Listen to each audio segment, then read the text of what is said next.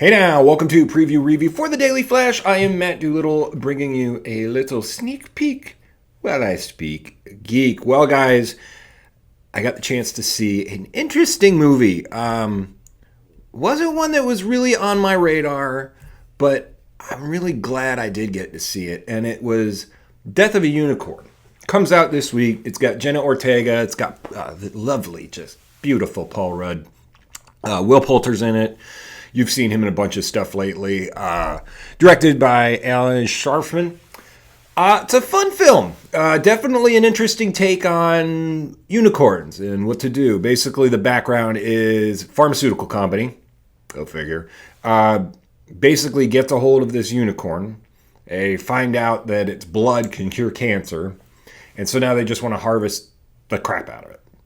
And its parents don't like that. And they come after it. And some hilarity ensues. It's actually pretty funny. It's not too gory. There are a couple good kill scenes, but nothing too nuts. And I don't know. Is it a theater movie? And see, that's the sad thing is that we all have to ask ourselves these days, right? Is that a theater movie? Do I want to spend the money and the time and the... Damn, it's expensive. Even though I got to see this one for free, it's still kind of expensive.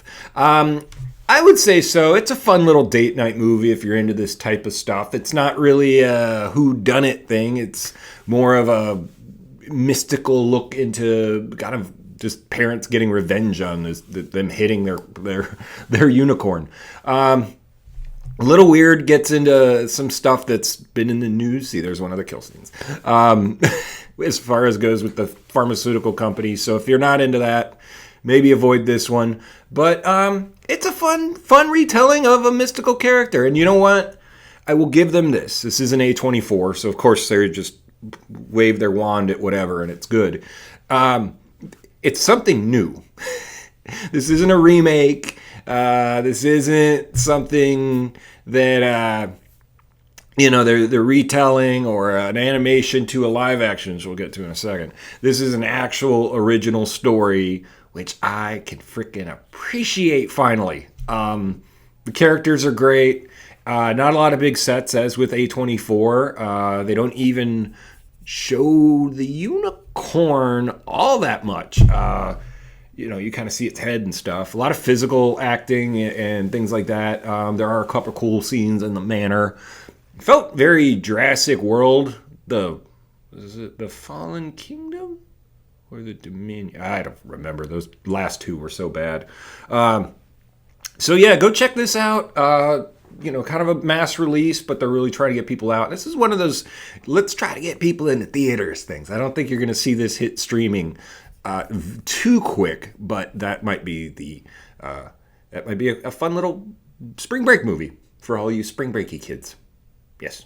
And let's talk about this mess. $42 million at the box office, kind of way below what they were hoping. They were hoping for at least $100, which that wasn't going to happen. On a $209 million budget. If you saw my review of it, it's pretty spot on with what everybody else was saying. It just lacks a heart to it. It doesn't give you the tingles like you want from something like this. The girl playing Rachel Zegler, I think it's, who plays Snow White, you just don't have an emotional attachment. You don't even not like the Dark Queen with Gal Gadot because she's not in it. She's just not there. And then the damn Seven Dwarfs, which nightmare fuel. Definite nightmare fuel. So that thing just obviously I thought was going to be a tanker, and it looks like it. I mean, it made 88 globally, but that's not really what they're looking for. They're probably looking for more of a merch push. When I was going around town the other day, I saw some kids wearing Snow White stuff that I wouldn't normally see. Some little girls in dresses, and I'm sure I know there were some people that went in costume to go see this. So. I don't know. I mean, it's kind of a slow week. Again, Death of a Unicorn's coming out, but completely different crowd. So it may still make a few bucks. And I don't know how you make money back on something like that because you used to be able to make it on DVDs and VHSs for those of you out there who remember what those were. But you don't get that now. It's got to be with the streaming. Like, this thing's going to Disney Plus as soon as they can package it up and get it there.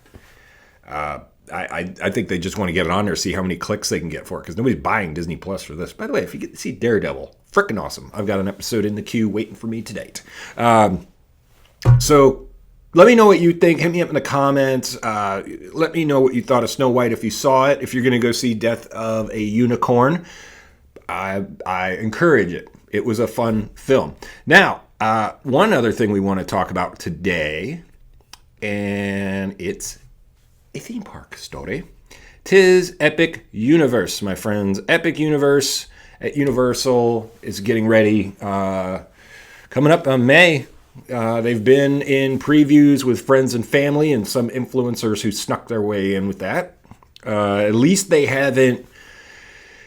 The only pictures I've seen are the entrance and Toothless. And I think that Universal has been very adamant about telling people that are going in for these previews to not video it, do not take pictures, do not ruin this. That was my biggest fear when they started doing these previews so early. And they have to. I mean, Universal, unfortunately, has had a history of stuff not working on opening day. So I think they're really trying to knock this out of the park. I'm sure we'll have the Today Show here for a bunch of shows when it opens, and they'll give us previews of behind the scenes. So Universal is done a good job at holding that. There will be express passes available, so those are going to be expensive, I'm sure. And it's the Dark Universe, which I figured, which everybody has kind of been more excited for than anything, is getting the best reviews out of it. The Monsters Unchained, the Frankenstein Experiment is really getting a lot of the buzz. I think that's because it's something we haven't seen from Universal yet. We have the Nintendo stuff at Japan and Hollywood. I feel like the How to Train Your Dragon stuff's going to be more kid friendly. The Harry Potter stuff's going to be the Harry Potter stuff. They've been really hush-hush on what they're letting everybody see at these previews, too, so I don't even know if people have been fully through the park. I think it may be just a couple spots here and there, because I'm sure they're still finishing up some stuff. I'm still begging everybody out there, please don't ruin this.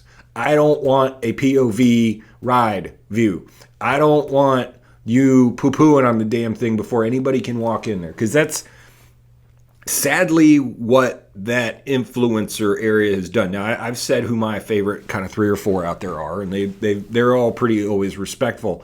It's these other ones who want the clicks, who want to get the controversy, and then they're really ruining it for all of us. So please be cool about that. If you have gotten to ride anything out there, shoot me a note, matt@dailyflashshow.com, or if you know a way to get in there. I would love that.